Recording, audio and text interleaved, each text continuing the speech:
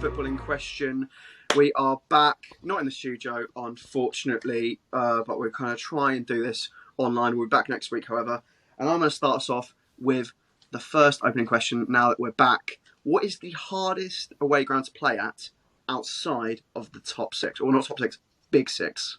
That's a very important factor, top six or big six, because top six, I can't say Newcastle, but, you know, it's big six. So, yeah, I reckon Newcastle, just because of the size of the stadium, the atmosphere from the Newcastle fans, the stick that they're going to give you as well. I just don't see it. I don't see another away ground in the Premier League that's going to be harder than that, outside the big six, that I can think of. I agree. I think Newcastle is probably the main choice. I think that Leeds can be quite menacing, but Leeds are quite bad. From the United perspective, they're up for you more than anything. Yeah, yeah, exactly. So I would chuck Leeds in there as well, and I'd also chuck maybe not more now, but a couple of seasons ago, going to Wolves was very, very difficult, I think. So I'll throw those two in there as well. But Newcastle is probably the correct answer if there is one. For me, I did have St James's Park written down. I think as well, one thing stadium no one's mentioned this season, that one of the highest places to go at has been Brentford. They've only lost twice at home. They're great. Yeah. However, from my own experience with football, if there's two grounds in the Premier League which strike fear into me, it is St Mary's and Goodison Park. So, yeah, I was waiting to hear one of you say Goodison Park. I was waiting for one of you to say Goodison Park. I can't wait for that thing to be demolished. I cannot wait. Do you think it helps if the team's doing well in the league that season? It doesn't. Everton and Southampton are both awful. No. They've picked points off us, and we're top of the league. It says it all. It says it all. There's just some grounds. The Liberty as well. They're not in the Premier League anymore, but the Liberty Stadium is a nightmare, and we all know that. So, but anyway, moving on from the opening question, let's get into the results. Starting off with Saturday. So there was one game going on, which I mentioned in my prediction video. I didn't think anything of it. I thought, bog standard, Spurs will win here. Spurs were playing Bournemouth at home. And I was actually with Jordan in Milton Keynes at the time. And I remember we just checked the score at one point. Bournemouth winning 2-1 and have the majority of possession here. And then we get back to his, we go 2-2. Damn it. And then me and him go mental because Bournemouth score a 95th minute winner. So I don't know who to go to. Maybe go to Jordan, obviously, because I was talking to you on the day. Yeah. It's mental.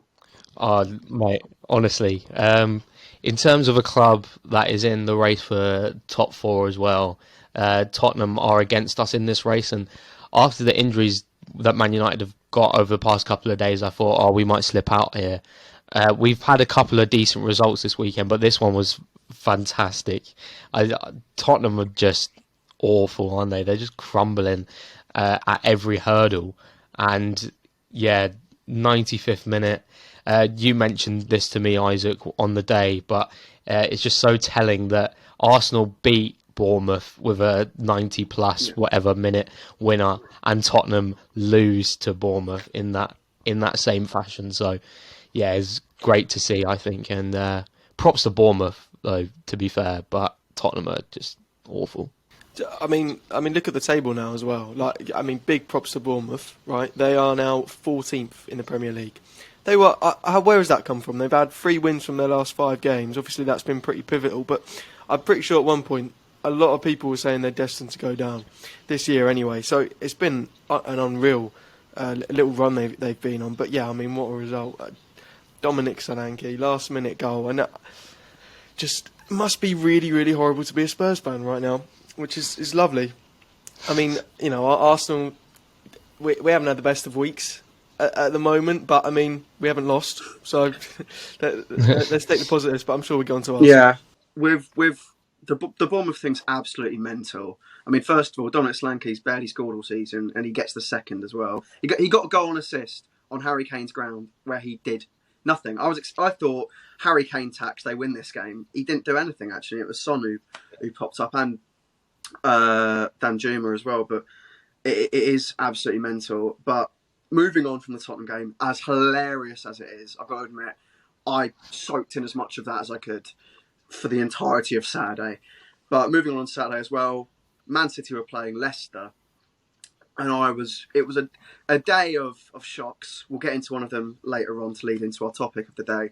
But Man City faced Leicester, and as predicted, pretty easy going for Man City, 3-1.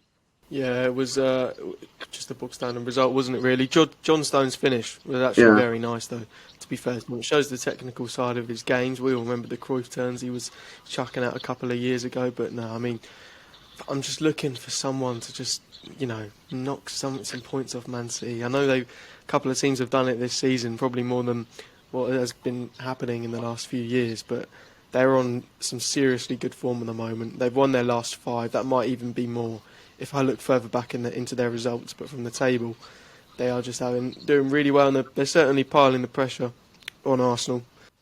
Erling Haaland as well, matching the record. It's now literally a matter of time before it's done, isn't it? So you know what the worst thing is, though? Right, so he takes him off at half-time, and he's 1 off the record.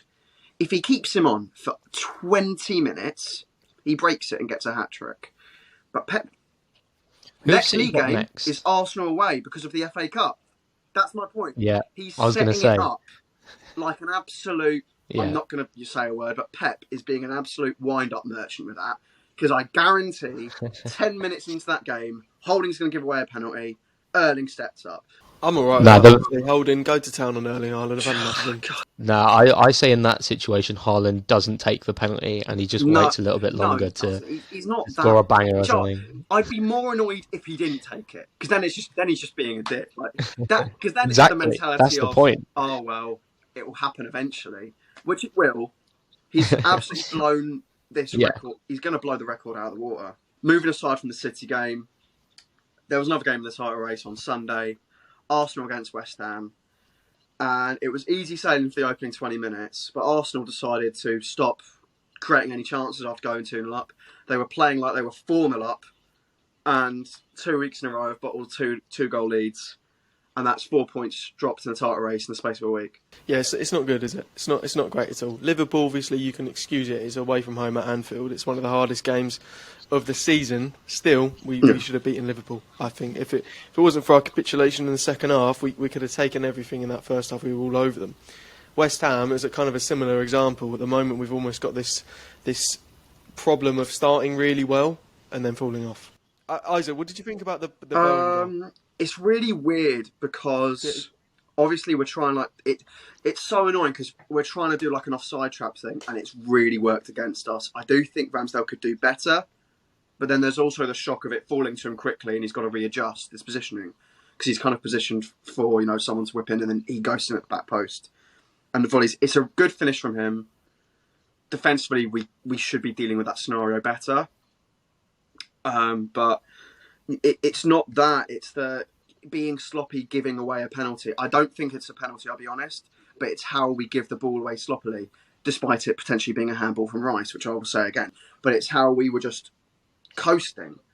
And you shouldn't be coasting half an hour into a match. You should keep that intensity and, ride out 2-0 at least until half time. But they didn't fight to get back in the game. We gave them a way back into it. And that's what happened with Liverpool. Salah's goal last week was poor defending from Arsenal. And boom, that changed the momentum in the game. Suddenly they have a way into it. And the same thing happened this week. And I'm actually more terrified of Arsenal going 2-0 up than 1-0 up now. If we are 1-0 up at half time, I'll be confident of a win more. We need to stop that. Luckily, our next game is Southampton at home, not away from home. Hopefully we can do something in this game and win. But then the next one's at the Etihad, and now the gap is what is it? It's 4 points. It's 4 points. 4. And if they win their game in hand, it's obviously 1 point. Let's just say it's 1 point. It may as well be. We are now in a situation where a win at the Etihad, we have to win. We have to keep that gap. Yeah, we have to win that game. Considering the advantage we have, that's. I know this is going to sound insane, with that right? West Ham game, though. For this weekend, I thought Gary Neville made a great point. I know. Jesus. My issue That's with Gary really Neville has saying never something. been that he thought City would win the league. I've always thought fair. I understand why people think City will win the league. My issue was the fact that he was saying United would finish above us, and he was being really dismissive of how good we were being. But now he's given us our plaudits now. I 100% understand why people think City will win the league. It makes so much sense. They've been there, done it. They've got Haaland, obviously. But he said that Sir Alex would go to them every season whenever they dropped a couple points, right, and needed to win a game still to win the league. He'd go, right, if I told you we're one win away from the title with this many weeks to go, would you take it? And you would. And we finished 5th last year, and now with 7 games to go, we know a win at the Etihad probably wins us the league. And you take that. Yeah. And I don't think... The thing is, people are saying it's embarrassing if we don't win the league. We are a point off our record. The Invincibles is our record points tally. We are a point below them at the same stage of the season. Like, it is just... Was it embarrassing when Liverpool didn't win the league in 2019? No, because unfortunately they were just up against Man City and put up 98 points. But moving on, look, with the Arsenal game, it's just gutting. I'm sorry, we can't get around this game without talking about one thing, and that's the Saka penalty miss.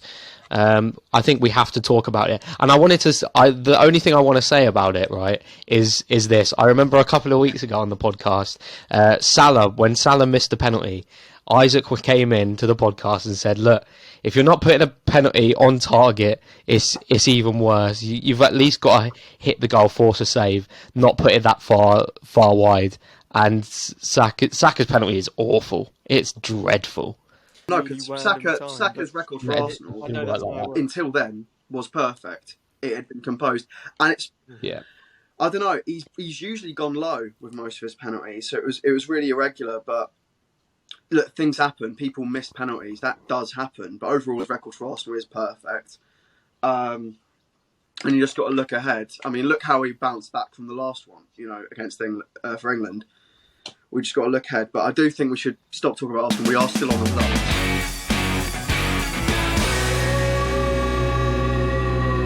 So I do think we should move ahead and talk about one final game, which obviously happened on Saturday, where Chelsea took on Brighton. And I said in the prediction video, there is no way in hell Brighton are not winning this game. And I got it right. Brighton are just better than Chelsea. They were odds on before the game, better than Chelsea, and then the game winning it. And is it a shock anymore? It's not a shock, but there was a moment in that game when Chelsea got that first goal and Brighton were creating so many chances, like chance after chance, and Chelsea just couldn't find it. They couldn't break them down. Well, Brighton couldn't, get a finish off for so long. And you just thought, no, God, they deserve this so much. Please just give them the win. And there was a moment where Chelsea, I think, made 4 substitutions at once because of how one-sided the game was. They just completely switched their team because Brighton were doing so well. But I think it's incredible that Brighton have finally got that away win in London because they deserved it so much last weekend. And now they've got it at Chelsea as well. Oh, it's just, and then Cisso's goal. Amazing. What a finish. What a goal. Unreal. It's just absolutely insane. Did you see Cucurella after the match as well? Giving I think it's Stupinan and Ciso some stick after the game. I don't know what he's doing or what he's saying because he's like this, but he's just giving them stick. I mean, the club he's just come from. But anyway, can we just talk about how much what's going on at Brighton at the moment? They're doing so well. They're 7th. Yeah. They're on track to get Europa League football, and they're playing such attractive football. It's just unreal. And I'm going to say it's weird, right? Because Arsenal are having such a good season, right? And I love Arsenal. They're the club I support until the day I die. But it's so hard not to kind of support this Brighton team as well, as they're doing so well. And the fact that I'm from it isn't really helping that as well. But it's just unreal. They're so good. Someone needs to.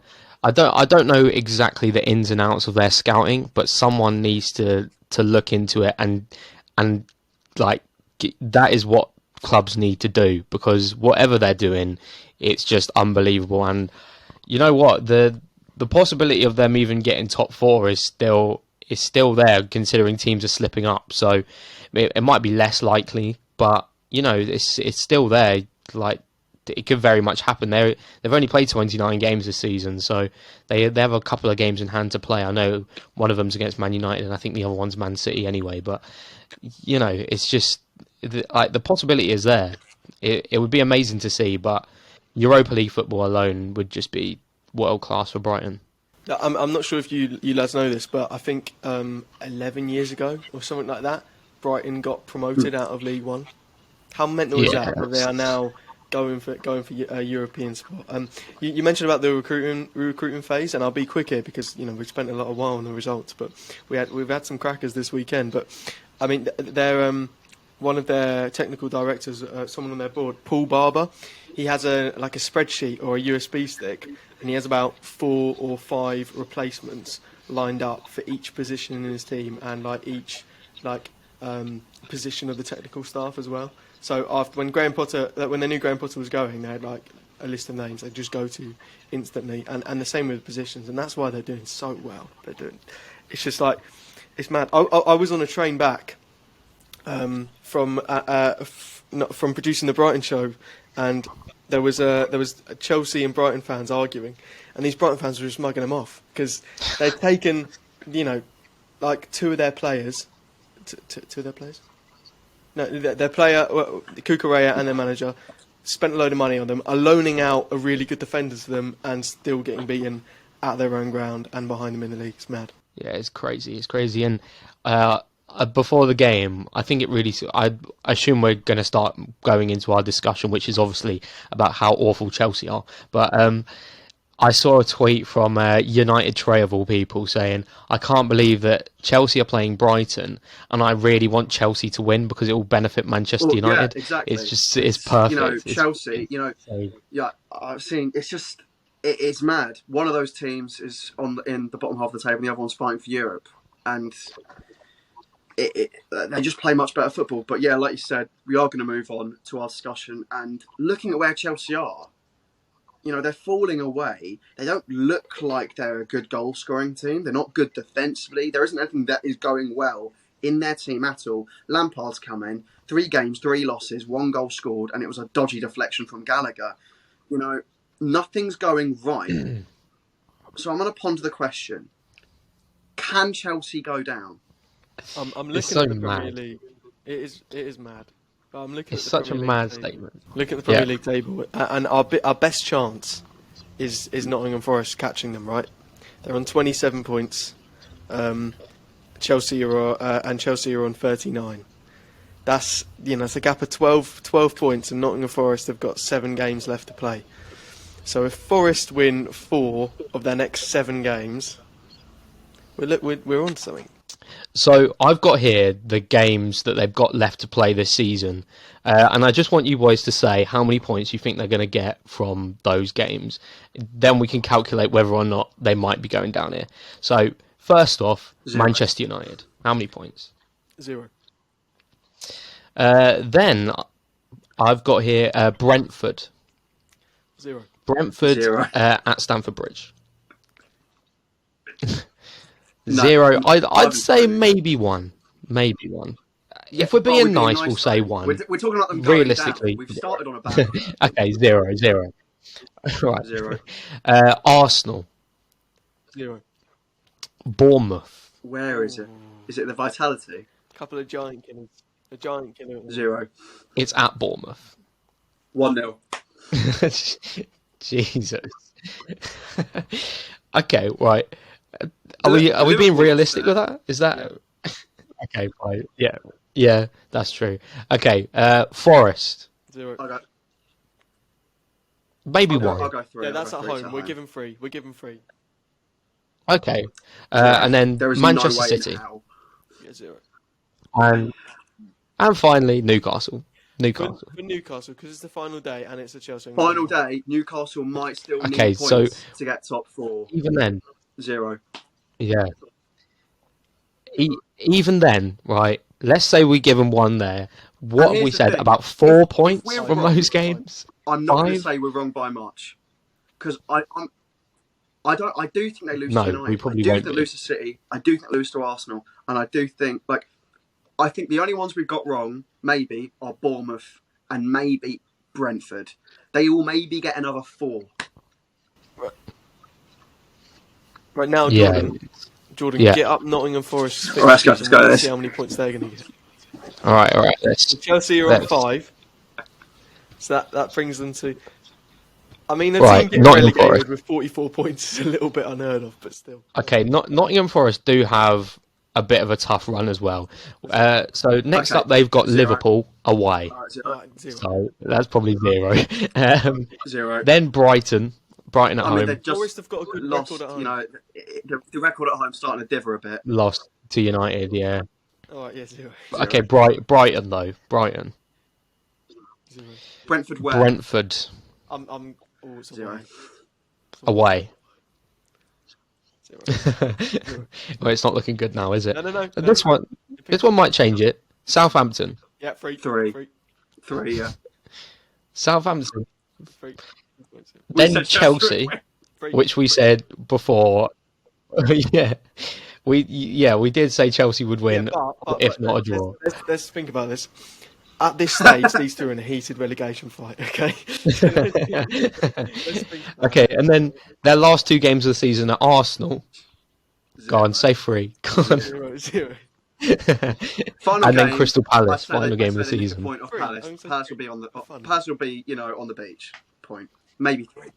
So, I mean, looking at that, I'm not Okay, but entirely here's the sure Nottingham Forest are going to be catching Chelsea here. Chelsea don't have to go down for it to be an embarrassing season. It already is that. What I'm saying though is, Oh, no. the teams in Yeah. the bottom 3 aren't going to catch them, but Palace. Well, I think Palace will finish above them. Yeah, You know, I think Chelsea might finish like 14th. fair enough. Hear me out. Yeah, they Hear me out. still could finish, like you Bournemouth said, might Palace. catch them. Right? Wolves are right below them.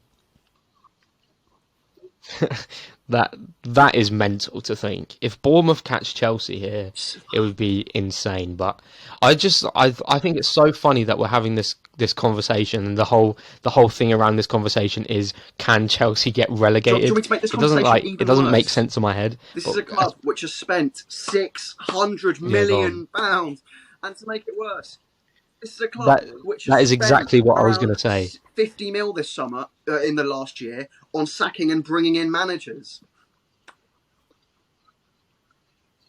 Yeah, I was going to say, I was looking at it. Fulham 2018-19 spent £105 million and got relegated, which I think is the most money spent. Mate, Chelsea this season spent 611.49 million, and we're talking about them potentially going down. So imagine that just smashes the record, and that's just on transfers as well. Like, it's mental. Yeah, exactly. So, or Tuchel. Like Tuchel was there at the start of the season, so it's just mental. And I've got here as well, I think no Premier League team since October the 16th has won fewer games than Chelsea this season. No one in the Premier League. So it's mental. It's mental. And it's amazing as well. It's lovely to see. I'll be honest. I'm loving it. What a season. Premier League has got a little bit boring. Like, recently Man City winning the league every year, but this season is just top draw. I love it. Yeah, I think they're just the appointment of Frank Lampard alone really just. Look, why? I'd I like don't to talk about understand. I did a YouTube I don't get video. it. We weren't recording the podcast, so I did my own independent video. The words spoken in that are of my opinion, not of the podcast as a whole. I decided to defend the appointment because I thought, right, sometimes you say stuff online because you think, I'm going to go against the grain, and if I'm right, I look like a genius, right? Alcott, You thought you were being edgy. Alcott occasionally does like, this team's amazing, and then like the week later they lose. Yeah. I was, look, they were all right under Frank in the first run. It did get really crap towards the end. And undeniably, they are pretty awful right now.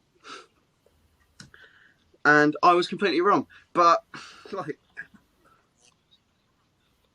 Yeah, I was going to say you saw the end at Chelsea, you saw the reign well, at look, Everton, it might have just and been now Everton. and Everton now might just been Everton and then you at saw him best. get appointed and At go, the end of Chelsea, toxic, kick the manager out. Now he's coming back in. Mason loves him. All that. It's the morale. They need to keep the morale high. And if you keep Mason Mount happy, you keep Chelsea happy. Simple. yeah, but the morale at the club anyway was bad because of where they are. Frank Lampard coming in, I refuse to believe would give them any hope in hell that it was going to get better. And yeah, it's just they need the season to end more than anyone else, I think.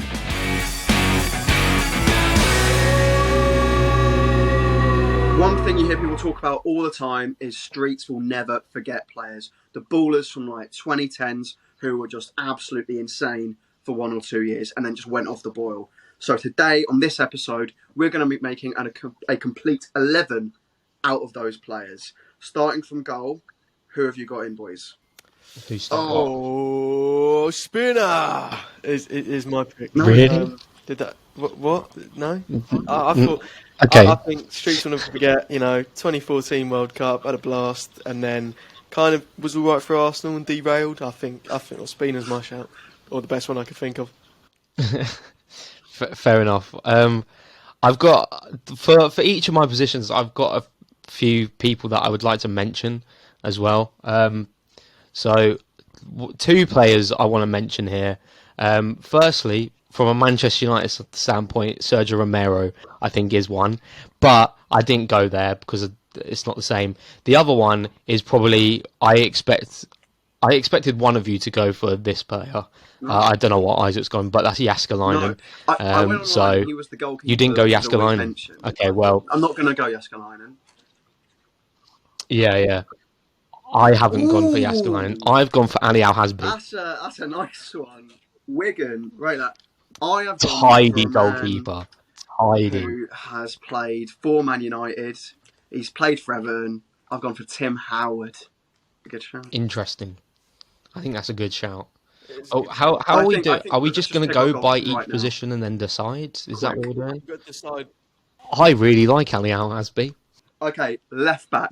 There we go. I think I've got a good shout here. The man was Bournemouth's left back. He scored crackers. I don't know if you remember, he scored like a banging strike against City back in 2018. Charlie Daniels. I've gone for Leighton Baines. I've gone for Luca Dean. Here's the thing. That is interesting. I tried to veer away from modern players. Right? And I don't think Leighton Baines qualifies for Streets Will Never Forget because he's almost too good for Streets Will Never Forget. And also, he was good for like the span of 10 years. He didn't really go off the boil. Okay.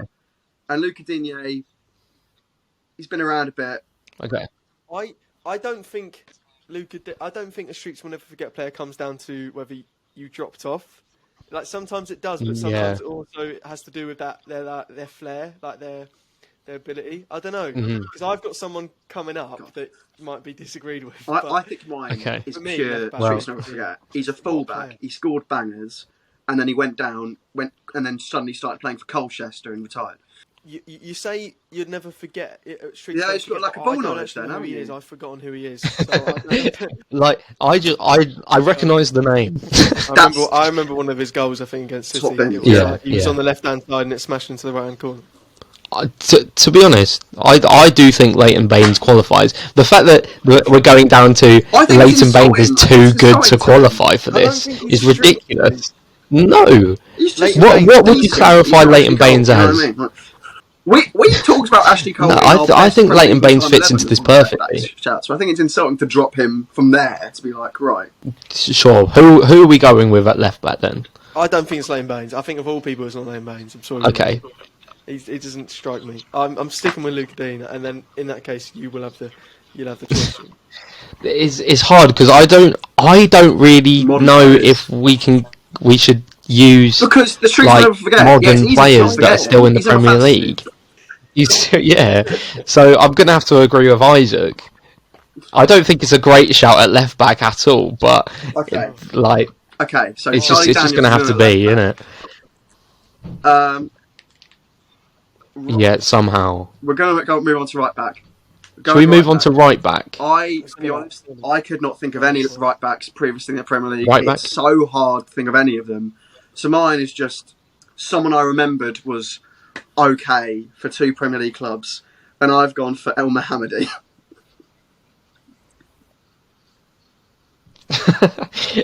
Okay. For my right back, I was very close to not going Leighton Baines for left back because I was going to do a bit of a partnership at left back and right back, but I didn't. Right back, I've gone for Rafael da Silva as my right back. I was going to go for Fabio as my left back so we could have the twins, but yeah, I chose Leighton Baines, but I'm going to go Rafael for right back. Rafael's not a bad shout as well. I'm going to go with Mathieu Debuchy. It's just come to me. I think it's a cracker. Had a brilliant season for Newcastle. Great player, great technical ability. Didn't really crack it at Arsenal. Actually, do you know what? I've just realised. And I haven't forgotten him. The perfect Streets Never Forget right back. Forget my pick. Prime 21-year-old Hector Bellerin. He peaked for 2 years and he got an injury. Are we talking one season here? He was like nominated for PFA Young Player of the Year. We all thought he'd turn into like prime Bale in terms of the fullback, and then it's actually perfect. Yeah, it's a good shout. Is he more streets than Debuchy? I think Raphael's more streets than He's living in the But hang on, Raphael was one like. Yeah, Raphael was won multiple Premier Leagues, isn't he? He started in the Champions League. Yeah, that's because he played for he played for Manchester United in the 2000s. Streets. I'm sorry. Because he's written in the history books, mate. It's not like. Yes, we can. That's not. You can't. We can't be doing this. We can't go. None of mine have won the Prem because they've won trophies. Just because you picked 2 Arsenal players and they were crap, doesn't mean I can't go. He played for Leicester, but I couldn't because he's a great player and won stuff elsewhere. Yeah, I don't think that the fact that Raphael has won Premier League titles at Man United shouldn't come into the question. It shouldn't. It's a shot between. That is disgraceful. It's a shot. That is disgraceful. That is disgraceful. To be honest, that is disgraceful. Debuchy is my pick then. If we can't have Raphael, Debushy's not right back. Centre back. Debuchy. Right, I've got 2 centre backs here. That is ridiculous. I'm going to spitball both of them out.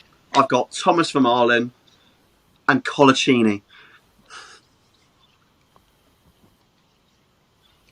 I like that. I like that a lot. I've got Thomas Vermaelen, but I put Ivanovic. But because he's won trophies, he won't be going in, will he? Isn't he a right? I couldn't think of another one.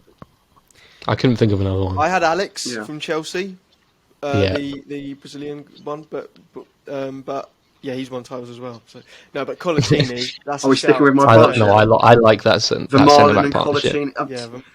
I didn't think that would be that easy. I've won that one there. Okay, I've got a 3-man midfield. I don't know how you've worked your players around. I'll just mention my 3. Just go starting off with someone who I think has to be in here. Roy Delap. Okay. And then this is a rogue one. I thought, John, I don't expect him to make it in, but I thought no one's going to mention this guy. Wabi Kazri. Peak 15-16 Sunderland. What a guy. Nice. And I like that. To be the 10 in my midfield, Yannick Bolasie.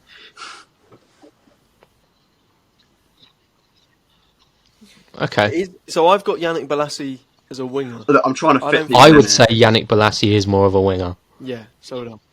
How are you getting him in the midfield? Bolassie's not a 10, mate. He's a 10 on FIFA. He played there for Everton before he got injured and left. Not in No. As per mate, Scott McTominay can play striker. Doesn't mean he's better than Kane. You know what I mean? No. I think let's scrap Bolasie. I've gone for because I had a 2-man midfield, so I'll just think of one on the spot really quickly with my brilliant football knowledge. I'm going to go. I've gone Ben Arthur. What a player! Okay. I think Tarat has to get in there. As much as everyone talks about him all the time, I think he still has to get in there. Mm-hmm. And then I'm gonna go with Shut up! Santi Cazorla. That's so insane. He's a world-class midfielder, and you're putting him in the same conversation as Adel Taarabt. Exactly. All right. All right. Okay. I've got. Let's just put Payet and Cam. Right, yeah, okay. Let me go through mine. I've got Payet at Cam. I don't think you can get away with doing this without having Payet in there, to be honest. So that's that. Next one, you're not going to agree because he's won stuff at Man United, and that's Ji-sung Park. I think Ji-sung Park is brilliant. That is he's world class. But there you go. And the other one that I've got is Charlie Adam. No. Charlie Adam. What do you mean? No, he's done as much as what Steve Sidwell has, and we're not putting Steve Sidwell in the 11, are we? It's not. I'm sorry, but I think Charlie Adam is like prime this. Charlie Adam at Stoke and Blackpool He's just not got the gets flair. into this. He's too Scottish. No, I don't think he does. He's too Scottish. I don't think that should make a difference. I think that if anything, that helps the cause. Streets never forget. It's the culture. It's That the vibes. is ridiculous. He's not racist as well. Yeah, he's not doing. Okay. I disagree.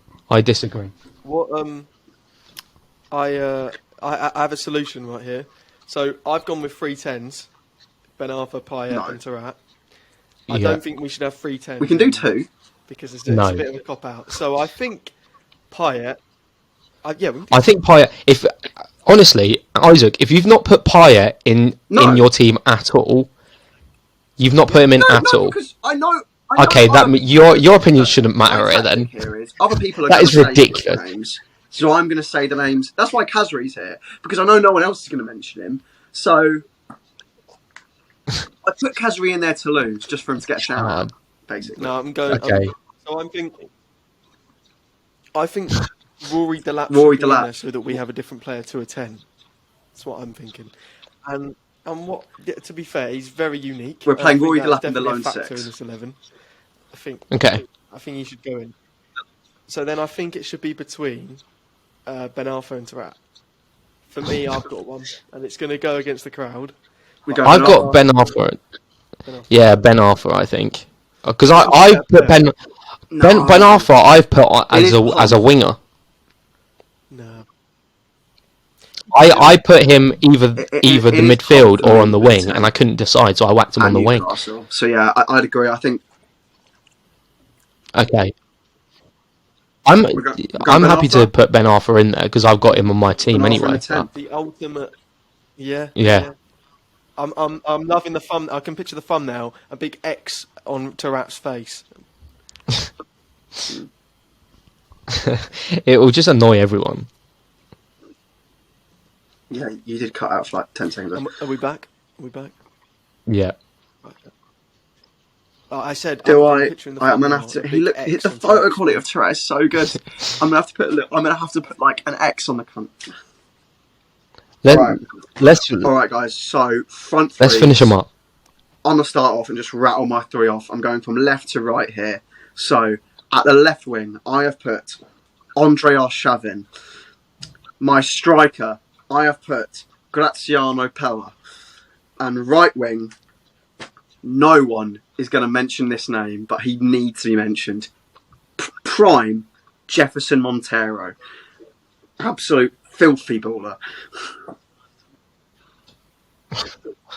This guy, I'm telling you. You have a love for Graziano Pella that I will never understand. I don't understand. I think he's so overrated. On the left, I was deciding I was stuck between Balassi and Arshavin. So I'm going to say Arshavin because I do think he's more of a streets will never forget than Balassi. Up front, I just don't think you can overlook Michu. I think like when we think about when the phrase "streets will never forget" was actually like formed and created, probably was after Michu or Taarabt. So we got to get Michu in there, and then on the right, I had Payet, but obviously we can't do that. And he doesn't really play on the right, does he? I don't know. I haven't got a right. I'll just Okay. Right. So because I put Ben Arthur on the wing, I do have a replacement. So I went for Arshavin as well. So I've got him in there. I've got Michu in there as well. Michu has to be in there for me. And the other one I've got is Wayne Routledge. So we've got our options here. Wayne Routledge on the which wing. Swansea player's better, Routledge or Montero? Yeah. You going Jerome? You or going Sinclair. Three Swansea players. Scott Sinclair. Could they? Oh, what about Aaron Lennon? What about Aaron Lennon? Yeah. Longevity in the British. Like he's just Ollie? been around. He's actually just, I think he's just a good player. Yeah. Well, We've also me and you Arshavin. both said Arshavin's in. Arshavin, so I think You he both should said go in. Michu. So did I. He's in. Oh, okay. I'll be honest, you said it I as knew well. he'd There you win. go. I knew I just Michu wanted to mention has Pella, to 'cause I be love in the guy. there, and then it's just that other winger. Demba Ba. Cissé's got to have a mention as well. Yeah, there's so many players that we haven't mentioned. We've Yeah, got Montero. Demba Ba, Montero. Cisse, there's so Wayne many. Routledge. It's on the other wing. And are you mentioning Scott Sinclair?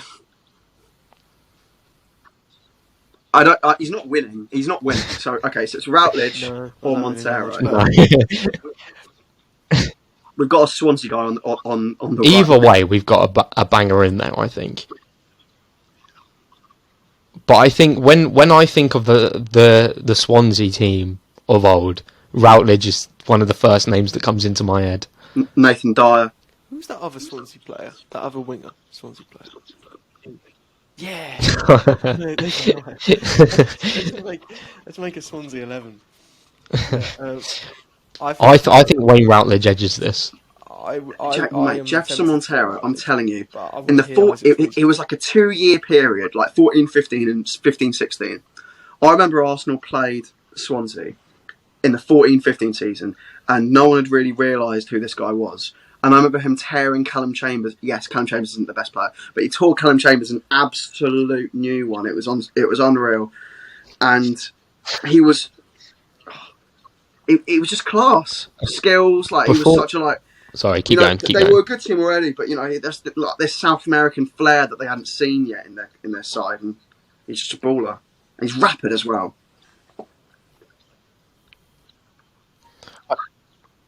Okay, Ashley, before you make your decision, let's just remind you that Isaac had to make a best Streets Will Never Forget 11 and didn't have Payet in the team. Good point. It's a good point. He's also annoyed me. I think you're a bad Arsenal fan for putting him in there. So that is in the back of my mind. I think I'm recognising his quality. But I've made my decision on simple facts. Yeah. Yeah, I'm going Montero. I'm sorry. I just Why? no. It's something about Wayne Routledge that doesn't really inspire me. I think what we'll realise is the key here is not having an English I don't understand why, to be honest. unless if your name is Rory the Lap Yes. or Charlie Daniels. Apparently so. The lap's in. Who is Charlie Daniels? If you've got a better left back, please let us know. Can we put Fabio in there then? So we can have Fabio and Raphael at left and right back. So anyway, look, you can stop. Oh no, but they've won too many trophies, so they're not Streets Will Never Forget. It's like a Real Madrid fan doing a La Liga Streets Will Never Forget 11 and going, Anyway. Marcelo! No, it's not. We've done that No, it's section. not. So It's here's nothing like our that. Full 11 in goal. God, I forgot who we've got. We've got Ali Al-Hasbi. At left back, we've got Ali Al-Hasbi. Two centre backs, Colaccini and Vermaelen. At right back, oh God, who've we got? Debussy at right back. We have got Rory Black, Payet, and Hatem Ben Arfa in our midfield, and a front three of Arshavin, Michu, and Jefferson Montero. And may I just add, 6 of my 11 made it in, so I think that means I win something. So.